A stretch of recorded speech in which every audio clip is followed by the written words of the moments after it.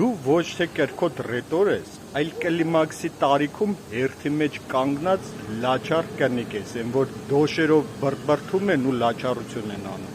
Երեք ազգային ժողովի ամբիոնի մոտ դու հենց այդ վարկն ես դրսևորում, չնայած այդ վարկը դու իծնե ես դրսևորել։ Դու անընդհատ ընդեղից գորգռում էիր հեծը, դրել էին գրավես էին արել,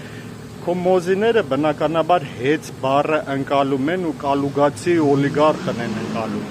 բայց քո մոզիները չեն հասկանում, որ դու արտաքին պարտքը այնքան ես մեծացրել, որ մտածված պետությունը տանում ես դեֆոլտի,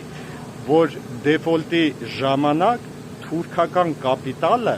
լցվի Հայաստան, որովհետև մոլորակի վրա չի գտնվի գեթ մեկ խելացի մարդ, ով որ կուզենա Հայաստանը փրկի դեֆոլտից։